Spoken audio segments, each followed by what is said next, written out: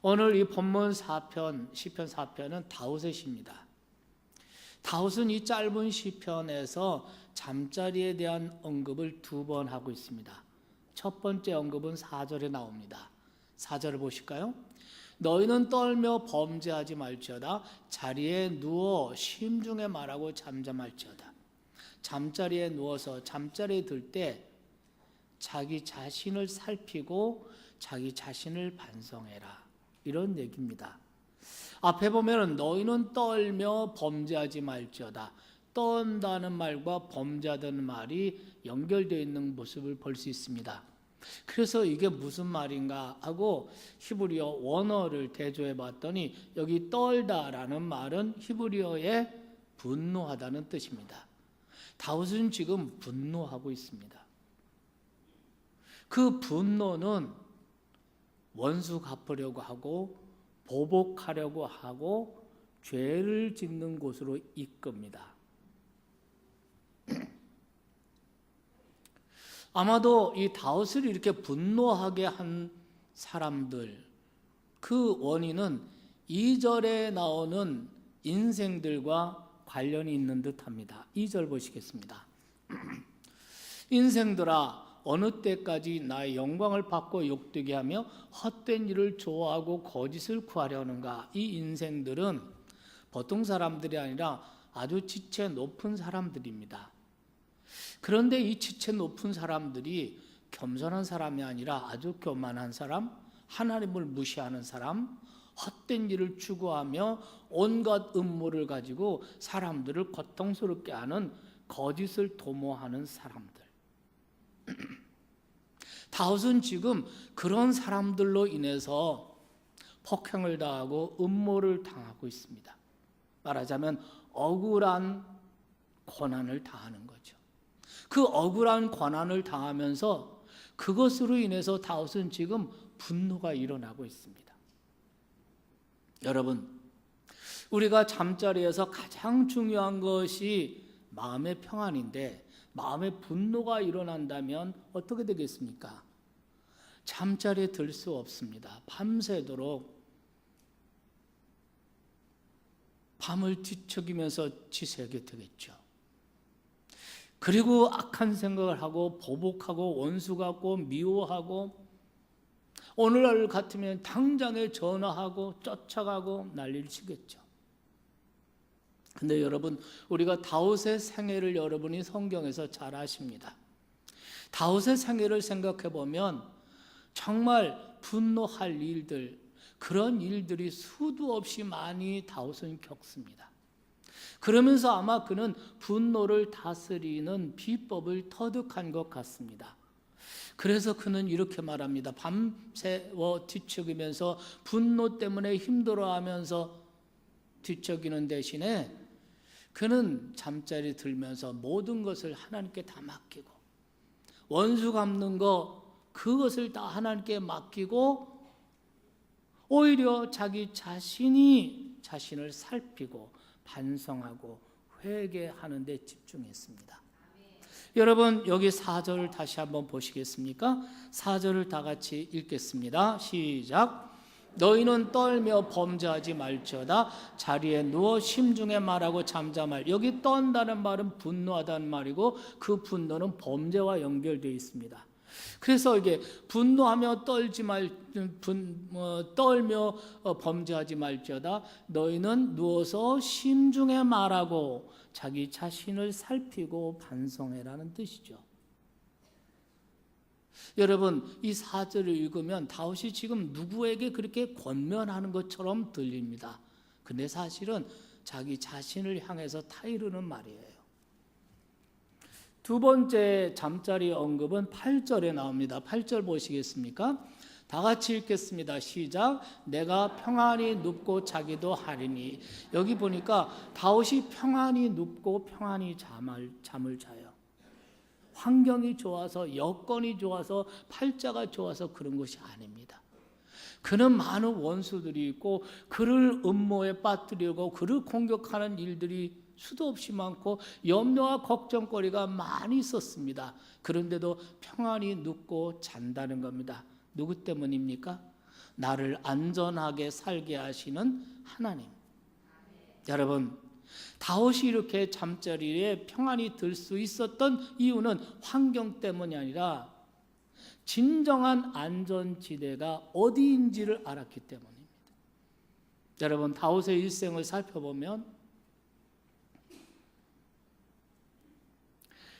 다윗은 때로 사울 왕을 피해서 깊은 동굴에 숨어 있기도 했고, 때로는 장군이 되어서 많은 병사들의 호의를 받아보기도 했고, 때로는 난공불락의 성체나 왕궁에 안전히 거할 때도 있었습니다. 그런데 이런 모든 안전지대를 다 경험하고 난 후에 다윗이 말합니다. 진정한 안정지대는 하나님의 전능자의 그늘 아래라는 것. 나를 안전히 거하게 하는 것은 돈도 아니고 이 권력도 아니고 이 난공불락의 성도 아니라 바로 나를 안전하게 거하게 하시고 살게 하시는 분은 하나님이시다. 여러분, 우리는 사실 많은 풍상을 겪고 나서야 비로소 깨닫게 됩니다. 우리는 돈이 나의 안전지대라고 생각하고, 우리는 어떤 사람이나 어떤 사람과의 그 네트워크나 어떤 명예나 권력이나 우리가 안전지대라고 생각하는 것들이 많이 있습니다. 그래서 우리는 거기에 피하여 숨고 거기 그늘 아래 거하려고 합니다. 그러나 우리가 많은 세월을 겪고 풍성을 겪은 후에 비로소 깨닫습니다. 이거는 다 거짓 신이로구나. 오늘 성경에 보면 헛되고 헛된 일을 좋아하며 거짓 신을 섬기는 자 이렇게 말했습니다. 이 거짓 신이로구나. 그러면서 우리는 비로소 인정하게 됩니다. 진정한 안정지대는 하나님의 날개 그늘 아래라는 것. 그것을 인정하게 되는 것입니다. 진정한 쉼, 진정한 안식, 이것은 마음과 영혼에서부터 시작되는 것이고, 마음과 영혼의 쉼은 오직 전능자 하나님의 날개 그늘 아래 피할 때만 가능하다는 것. 많은 재산과 재물 가운데 내 마음과 영혼이 쉼을 얻을 수 없습니다. 많은 친구들과 즐겁게 웃으며 휴가를 보낸다고 해서 마음과 영혼의 쉼이 있는 것이 아닙니다. 진정한 쉼, 진정한 안식, 진정한 안전지대이신 하나님께 피할 때, 그 그늘 아래 머물 때, 거기서 마음과 영혼이 쉼을 얻게 되는 줄 믿으시면 아멘 하겠습니다. 자, 이렇게 오늘 본문 이 시편 4편을 보면 우리말 성경에는 잠자리에 대한 얘기가 2번 나오는 것으로 되어 있습니다. 그런데 히브리어 원문 성경에 보면 잠자리에 대한 언급이 한 번 더 나옵니다. 저는 오늘 그 부분을 여러분과 간단히 나누려고 합니다. 1절 말씀을 보시겠습니다. 1절을 다 보겠습니다. 시작. 내 의의 하나님이여, 내가 부를 때 응답하소서.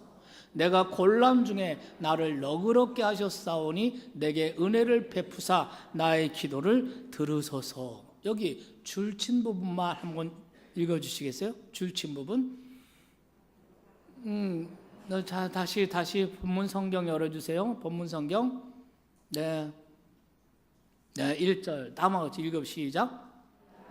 어느 때에 곤란 중에 나를 음모에 빠뜨리고 나를 폭행하고 있는 이런 사람들, 다윗의 이런 원수들로 인해서 지금 그게 얼마나 고통이 심한가 하니 곤란 중에 있었다 그래서, 곤란 중이라는 말의 원어는 뭐냐면 막다른 길목에 다다랐다는 거예요. 사면초가가 되었다는 거예요. 피할 길이 없게 되었다는 거예요. 숨통을 막고 있다는 거예요. 숨을 쉴 수가 없다는 거예요. 얼마나 힘든지. 여러분 이런 경험 있으십니까? 숨이 안 쉬어져. 숨을 쉴 수가 없어.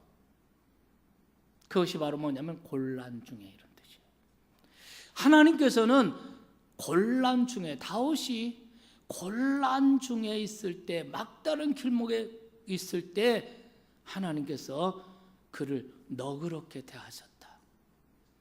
이 원문 성경에 보면 이거는 히브리어의 이 너그럽게 하셨다, 이 말은 히브리어 원문에 보면 넓게 하셨다, 내게 여지를 만들어 주셨다, 이런 뜻이고, 우리말 새번역 성경에 보면은 막다른 길목에서 피할 길을 주셨다. 네. 그리고 영어 성경, 아주 권위 있는 영어 성경 번역본에 보면 이렇게 되어 있습니다. 어려움에 빠졌을 때 주께서 내게 피할 방을 주셨다는 거예요. 안방 말고, 우리가 생활하는 안방 말고, 우리가 어려움에 빠졌을 때 하나님이 우리가 피해서, 그 어려운 현실을 피해서 숨 쉴 수 있는, 여유를 가질 수 있는 방을 마련해 주셨다. 믿으시면 아멘 합시다. 이 방, 안방 외에 곁방, 메인 룸 말고 사이드 룸. 우리가 정말 곤란 중에 있을 때, 막다른 길목에 다다랐을 때, 숨을 쉴 수 없는 상황이 됐을 때, 숨통이 졸려오는 이런 때 밤에 잠을 청하지만 잠이 오지 않고, 주기도문을 수십 번 외웠는데도 잠들지 않고, 뒤척이면서 한숨 지면서 밤을 지새워야 하는 이런 고통의 순간에 하나님께서 우리에게 곁방을 주셨다는 거예요. 우리가 피할 수 있는 방, 우리가 숨막히는 현실을 잠시 떠나서 머무를 수 있는 방. 그래서 그곳에서 숨통이 뚫리고 거기서 숨을 쉬고, 거기서 하나님께 부르짖고 하나님께 호소하고, 그러면 하나님이 거기서 내 기도를 들으시고 응답하시고, 거기서 힘을 얻고 현실을 대면할 수 있는 용기와 믿음과 힘을 얻고, 그래서 다시 안방으로, 다시 삶의 숨막히는 그 현장으로 들어와서 그 현실을 변화시키고 변모시키고 이길 수 있게 하나님께서 우리에게 그 곁방 사이드룸을 주셨다는 거예요. 여러분, 다윗의 일생을 생각해 보면 여러분이 아시겠지만 다윗은 정말 숨 막히는 순간들이 수도 없이 많이 있었어요. 그는 도망자의 삶을 살았어요. 혹시 여러분 가운데 도망자의 삶을 살아보신 적 있습니까? 빚쟁이를 피해서 도망가요. 어쨌든 간에 이 도망자의 삶을 살 때 정말 다윗은, 그런데 여러분, 다윗은 자신의 안전지대가 하나님이시라는 걸 알았어요. 그래서 하나님 그 전능자의 날개 그늘 아래서 그는 평안히 눕기도 하고 자기도 했다. 이런 고백이면서 지금 분노 때문에 밤을 지새워 뒤척이고 있는 자신을 향해서 타이르는 거예요. 나를 살게 하시는 하나님이시, 전능자, 그 지존자의 날개 아래 거하는 자요. 믿으시면 아멘 합시다.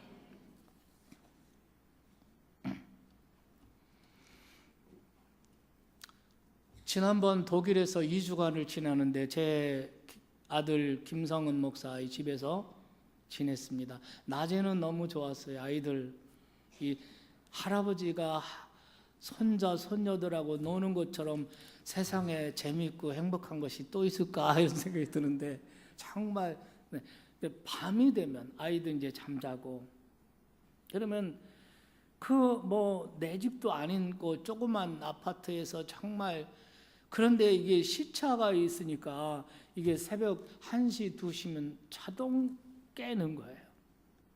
그래서 한국 시간 계산해 보면 아침 8시 반이야.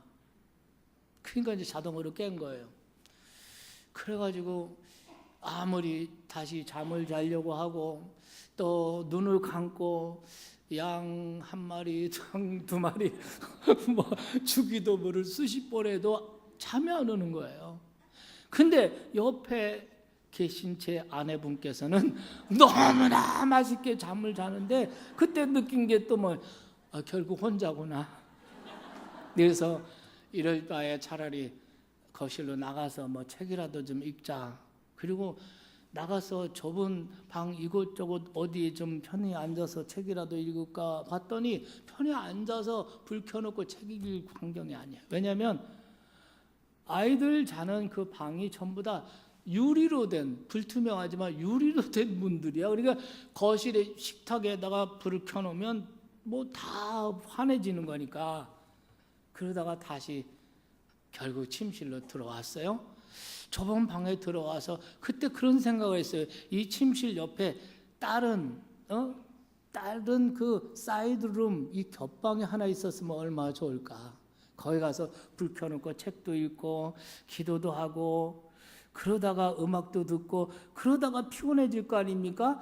피곤해지고 이제 잠에 들 것 같으면 얼른 침대에 와가지고 자면 잠을 잘 것 같은데 그래서 이제 안 되겠다 싶어서 이제 서울로 부천으로 카톡을 했어요. 우리 장로님들 카톡방이 있거든요. 거기다가 하니까 잠이 안 와요. 그러니까 어느 장로님이 그 나가서 그 뭡니까 그 맥도날드나 뭐 이런 데 한번 찾아보세요. 거기는 시골이라 맥도날드도 없어요. 예, 그것이 2, 3일 시차 때문에 그렇겠지만 그러나 그것이 만일 계속됐다. 잠을 밤새워 뒤척이면서 잠을 못 자고 이런 인생, 그런 매일매일의 삶이 우리의 삶의 현실이 그렇다라고 치면 얼마나 힘들겠습니까? 여러분, 우리가 살아가고 있는 삶의 현실은 감당할 수 없이 우리를 압박하고 짓누르고 숨통을 조여오고 우리를 찢습니다. 여러분, 임지만 작가의 현시창이라는 책을 보신 적 있습니까? 현시창이라는 책입니다. 이 책은 젊은이들이 사용하는 줄임말입니다. 현실은 시궁창이다. 우리가 매일마다 매일 대면하는 현실이 시궁창과 같다면 얼마나 답답한 일이고 얼마나 절망적인 일입니까? 여러분은 어떠십니까? 혹시 자신의 현실을 시궁창처럼 느끼고 계신 분은 안 계십니까? 혹은 여러분의 현실이 살벌한 전쟁터로 혹은 황량한 사막으로 외롭고 황량한 사막처럼 느끼고 계신 분도 없지 않을 것입니다. 어떤 분은 정말 좁은 방에 갇혀 밤새도록 뒤척이며 날밤을 새는 것처럼 매일매일의 삶을 지속하지 않으면 안 되는 이런 현실에 있는 분도 없잖아 있을 것입니다. 이것이 우리의 삶의 현실입니다.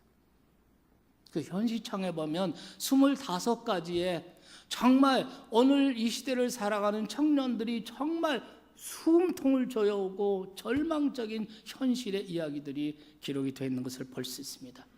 여러분, 이런 현실을 제정신으로 살아가기 위해서는 우리에게 피할 방이 있어야 됩니다. 사면초가예요. 곤란한 중에 주께서 나를 너그럽게 하셨습니다. 이 말은 뭐냐면 피할 방을 곁방을 만들어 주시고 우리를 그 방으로 인도해서 우리로 하여금 숨쉬게 하고 아멘 숨통을 트여주시고 우리를 회복시켜 주시고 우리에게 현실을 대면할 용기를 주시고 나가서 현실을 변모할 능력을 주셔서 믿습니까? 다시 현실로 돌아가게 하는 여러분 우리에게는 이 곁방이 있어야 합니다. 하나님을 만나는 그 곁방 믿습니까? 여러분 다윗은 때로 그의 현실이 전쟁터 같고 때로는 시궁창 같고 때로는 날밤 새우는 것 같던 현실이었습니다. 그런 현실 가운데서 그는 숨을 쉴 곁방을 찾아 헤맸습니다. 때로는 술에서 곁방을 찾기도 하고 때로는 이성에게서도 찾아보기도 했을 것입니다. 하지만 그가 결국 얻은 결론은 하나님이었습니다. 전능하신 하나님이 그분의 안전지대, 그의 안전지대였고, 믿습니까? 그 전능자의 그날 아래 피하는 것이, 그곳이 바로 자기로서는 숨을 쉴 수 있는 곁방이었다는 것입니다. 내가 원수들에게 둘러싸여서 공격을 당하고 그 공격이 너무나 심하여 막다른 길목에 다다라고 사면초가 이르고 숨을 쉴 수 없을 그때 주께서 내게 피할 방을 마련해 주셨습니다. 시편 91편 말씀 한 구절이 생각납니다. 1절 말씀에 보면은 지존자의 은밀한 곳에 거주하며 전능자의 그늘 아래 사는 자여 그랬습니다. 하나님은 당신을 믿고 의지하는 사람에게 숨 막히는 현실을 잠시 떠나 숨을 돌릴 수 있는 곁방을 마련해 주시는 하나님. 그 방에서 잠시 머물며 숨을 돌리고 나면 다시 전쟁터 같고 사막 같은 현실을 대면할 수 있는 힘을 얻게 되고, 있습니까? 그리고 그 힘으로 시궁창을 깨끗한 연못으로 바꾸고 살벌한 전쟁터를 재미있는 놀이터로 바꾸는, 변모시키는 역사가 일어나는 줄 믿습니다. 그렇기 때문에 하나님께서 원하시는 것은 곁방에 우리가 언제까지 우리에게 머물르라는 것이 아닙니다. 그 곁방에서 현실을 대면하고 현실을 변모시킬 용기와 믿음과 힘을 얻고 다시 안방으로 돌아가고 삶의 현장으로 돌아가서 현실을 대면하는 것, 이것이 하나님 원하시는 것입니다. 그런데 우리에게 피할 이 곁방, 하나님을 만나는 이 곁방이 우리에게 없이 매일 시궁창 같고 전쟁터 같던 세상에서 우리가 살다 보면 숨이 막혀. 숨이 안 쉬어져. 시궁창 같고 캄캄해.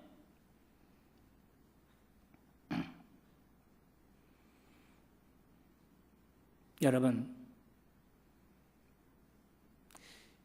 그렇기 때문에 우리 인생에서 정말 우리가 승리하는 삶을 살려면 이 곁방을 잘 가꾸셔야 돼요. 안방도 중요해요. 우리가 매일매일 대면하는 현실, 삶도 중요해요.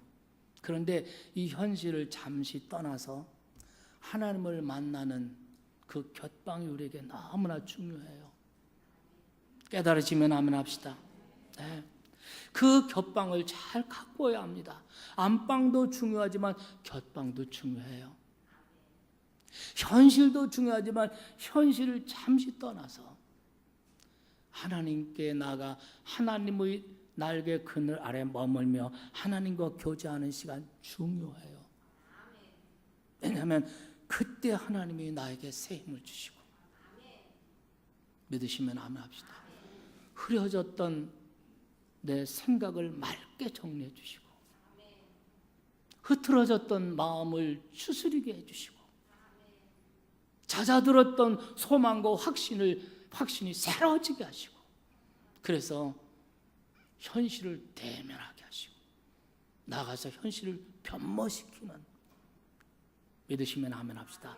그래서 이사야 선지자는 이사야 40장에 이런 말씀합니다. 하나님을 앙망하는 자는 새 힘을 얻으리니 독수리가 날개치며 올라감 같을 것이요 걸어가도 피곤치 않고 달려가도 피곤치 아니하리라. 믿으시면 아멘 합시다. 이 하나님을 앙망함, 그 하나님을 앙망하는 시간, 그 시간과 장소를 정해놓고 하나님을 앙망하는 그 시간, 그 장소가 바로 하나님이 우리에게 마련해 주신 곁방입니다. 그 겹방을 잘 가꾸셔야 돼요. 믿으시기 바랍니다. 그러면 여러분, 우리가 이 겹방, 하나님을 만나는 이 겹방을 어떻게 잘 가꿔야 되나? 오늘 본문에서 다윗이 자기의 경험을 가지고 우리에게 권면해 주는 말씀이 바로 5절입니다. 5절을 읽겠습니다. 다 같이 읽겠습니다. 시작. 의의 제사를 드리고, 네, 의의 제사라는 말은 하나님께 드리는 올바른 예배를, 오늘 신약적으로 말하면 신령과 영과 진리로 드리는 예배예요. 그냥 형식적으로 참여하는 것이 아니라 영과 진리로 드리는 올바른 예배. 이거 하나하고 또 하나 말한 것이 뭐냐면 하나님을 의지하는 삶. 믿으시면 아멘 합시다. 여러분, 우리가 하나님을 믿는다는 말과 하나님을 의지한다는 말이 같은 말 같은데 이 묘한 뉘앙스의 차이가 있습니다. 하나님을 믿는다라고 말할 때 무신론자, 하나님을 인정하지 않는 무신론자가 어느 날 하나님의 존재를 인정하게 되죠. 이건 기적과 같은 일입니다. 눈에 보이지도 않고 만져지지도 않는 하나님의 존재를 인정하게 됐다. 네.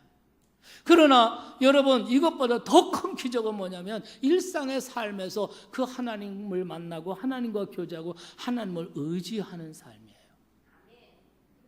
우리는 단순히 하나님을 믿는 삶에서, 인정하는 삶에서 머물지 말고 일상의 매일의 삶에서 하나님을 의지하는 삶으로 가야 된다.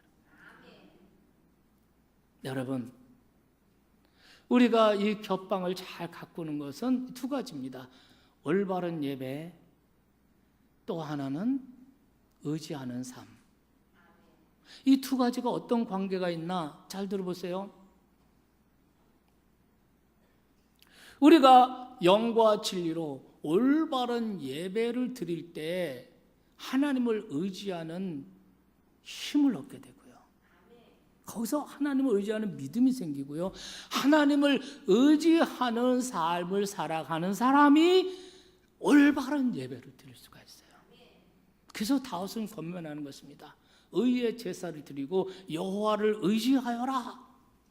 다윗이 그렇게 살아가는 이유가 있습니다. 그것이 3절에 기록되어 있는데요. 3절을 한번 보시겠습니까? 3절, 여호와께서 자기를 위하여 경건한 자를 택하신, 여기 택하다라는 말이 있어요. 이 택하다라는 말의 히브리어는 이거는 단순히 선택이란 뜻이 아니라 각별한 돌보심 이런 뜻이에요. 그러니까 하나님을 올바로 예배하고 하나님을 의지하는 삶을 사는 사람에게 하나님은 각별한 돌보심을 주신다는 거죠. 믿으시면 아멘 합시다. 여러분, 또 하나 그렇게 산 이유가 있습니다. 그것이 몇 절에 있냐면은 7절 말씀 보겠습니다. 7절 보겠습니다. 7절 다 같이 읽겠습니다. 주께서 내 마음에 두신 기쁨은 그들의 곡식과 새 포도주가 풍성할 때보다, 여러분, 이스라엘 백성 농사를 짓는 그들에게 가장 큰 기쁨이 뭐겠습니까? 풍성한 수확 아닙니까? 근데 그보다 더 좋은 게 있어, 더 기쁜 게 있어. 그럼 뭐냐면 한마디로 하나님. 아멘. 여러분, 하나님보다 더 안전한 거 있고 하나님보다 더 좋은 게 있다고 생각하는 순간부터 그 사람은 하나님에 대해서 소홀하게 되는 것입니다. 그렇게 되면 하나님이 우리에게 마련해 주신 그 겹방이 먼지가 끼고 곰팡이가 쓸고 쓸데없는 지저분한 잡동사니로 가득 차게 되고, 그리고 우리는 결국 문을 닫아버리게 되고 그 겹방에 찾아가지 않게 되고, 그렇게 되면 어떻게 되겠습니까? 잠 못 이루는 밤, 숨이 조여오고 사면초게 빠지고, 이럴 때 어떻게 됩니까? 그냥 고통하면서 잠 못 이루는 이런 그 밤을 지새우면서 속을 끓일 수밖에 없고 속을 태울 수밖에 없습니다. 그래서 평소에 우리가 그 겹방을 잘 관리해야 됩니다. 예를 들면 여러분 그 겹방에 언제나 깨끗하고 정갈하게 아늑하게 잘 준비가 되어 있다. 그 방의 한켠에는 향초가 준비되어 있고 또 한켠에는 이렇게 차를 끓여 마실 수 있는 이 물이 있고 커피포트가 있고 아주 좋은 그 책 몇 권이 있고 거기에 좋은 음반이 몇 개 있고 이렇게 된다면 어떻게 되겠습니까? 여러분의 일상의 삶 가운데 여러분의 인생에서 여러분의 곁방이 이렇게 잘 준비된 이런 곁방이 있고 그 곁방을 자주 이용한다면 여러분의 삶은 어떻게 달라질까요? 잠을 못 이루는 밤, 숨이 막혀오는 고통의 시간뿐만 아니라 여러분은 자주 그 방을 찾게 될 것입니다. 그 방에서 잠시 머물러 있는 동안 시궁창 같고 삭막한 사막과 같고 전쟁터같이 살벌하고 숨막혀오는 이런 현실을 잠시 피해서 그 곁방에 머물러 있는 그 시간 동안 하나님은 여러분을 만나 주실 것입니다. 여러분을 회복시키실 것입니다. 흐려졌던 여러분의 마음을 밝혀주실 것이고 흐트러졌던 마음을 추스리게 해주실 것이고 잃어버리고 찾아들었고 없어져 버렸던 희망이 새롭게 살아날 것입니다. 여러분 아십니까? 하나님은 언제나 어느 상황에서나 하나님은 희망이십니다. 하나님을 바라보면 언제나 희망이 있습니다. 세상에 다 절망이고 내 인생이 다 절망인 것 같아도 하나님만 바라보면 희망입니다. 하나님은 곁방에서 우리를 만나주신 하나님이세요. 하나님 우리가 밤새워 뒤척이며 잠 못 이루고 한숨 쉬고 고통스러워할 때 하나님은 안타까운 마음으로 우리를 곁방으로 인도해 주시기를 원하십니다. 곁방이 있는데 내가 너를 만날 수 있는 장소가 있는데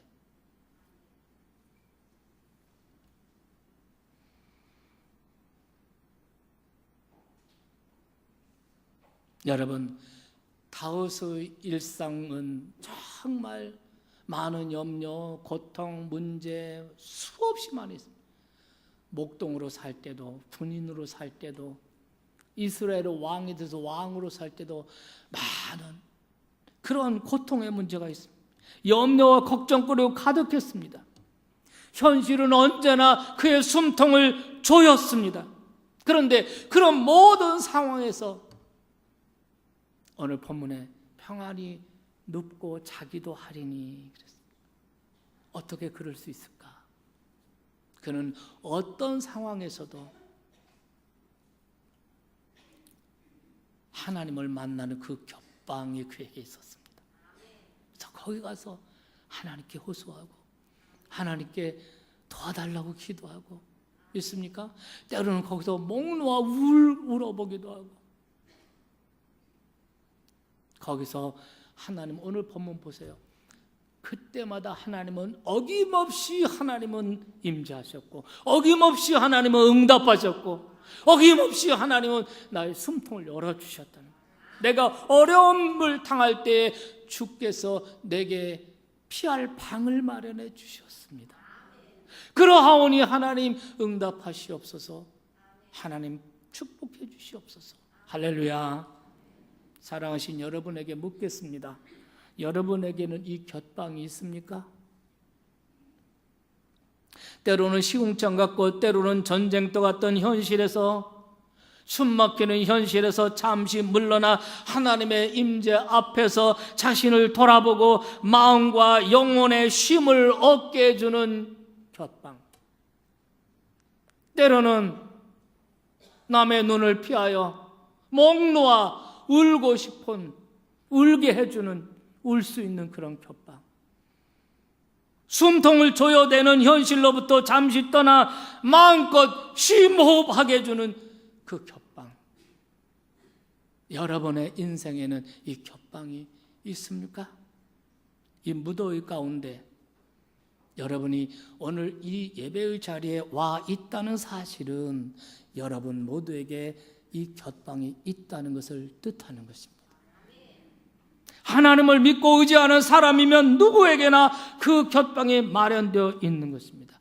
문제는 그 곁방을 여러분이 어떻게 관리해서 어떤 상태에 놓여 있는지. 곰팡이 슬고 냄새나고 세상에 쓰잘데없는 그런 쓰레기도 가득 차고, 그래서 정말 사용할 수 없고 문을 폐쇄해버린 여러분, 여러분의 육신의 환경이 아무리 좋고 좋은 여행을 가고 좋은 음식을 먹어도 이 하나님을 만나는 이 곁방이 닫혀 있으면 여러분의 영혼은 시들어갈 것입니다. 여러분의 영혼에는 진정한 기쁨과 평화가 사라질 것입니다. 반대로 아무리 어렵고 숨통이 조여오는 이런 환경이라 할지라도 여러분에게 그 곁방이 잘 정갈하고 아늑하게 준비되어 있다면, 그 곁방이 여러분의 삶에, 여러분의 신앙 가운데 있다면 거기서 여러분은 진정한 마음의 평화를 얻고 쉼을 얻고 자유를 얻게 될 것입니다. 성경은 다윗은 이렇게 말합니다. 내가 평안히 눕고 자기도 하리니. 나를 살게 하시는, 전능하신, 안전하게 살게 하시는 하나님 때문입니다. 그렇게 되려면 두 가지, 다윗의 권면을 다시 기억하셔야 됩니다. 올바른 예배를 드리고 주님을 의지하여라. 아멘. 하나님의 존재를 인정하는 것만으로 안 됩니다. 한 주간 형식적인 예배 드리는 것만으로도 안 됩니다. 매일 주님의 이름을 부르며 그분을 의지하고 살아야 합니다. 매일 시간을 정하여 하나님과 홀로 만나야 합니다. 하루 일과 중에도 자주 멈추어 곁방을 찾아야 합니다. 지금 여러분이 심령이, 그리고 여러분의 환경이, 지금 여러분이 어떤 상태에 있든 여러분은 속히 하나님이 마련해 주시는 그 곁방으로 찾아가서 거기서 하나님 만나고 거기서 희망을 찾으시기를 주의 이름으로 축원합니다. 올바른 제사와 의지하는 삶을 통해 곁방을 정갈하고 아늑하게 갖고 가시기를 바랍니다. 언제라도 곁방에 들어가 마음과 영혼 안에 쌓인 것들을 쏟아놓고 진정한 안식과 용기를 얻으시기 바랍니다. 그것이 여러분의 생애에서 가장 중요한 습관이 되시기를 바랍니다. 부디 곁방에서 우리를 만나시는 하나님, 그 전능자의 그늘 아래서 진정한 쉼을 얻고 안식을 얻고 용기를 얻으며 사시기를 바랍니다. 그 전능자의 그늘 아래, 신학적으로 표현하면 그 십자가 그늘 아래, 그 은혜 아래. 믿으시면 아멘 합시다. 저는 요즘에 휴가철이잖아요. 휴가 갔다 오면 더 피곤해요. 네, 진정한 휴가는 곁방에서 하나님 만나는 거다. 십자가 그늘 아래서 하나님 만나는 거다. 믿으시면 아멘 합시다.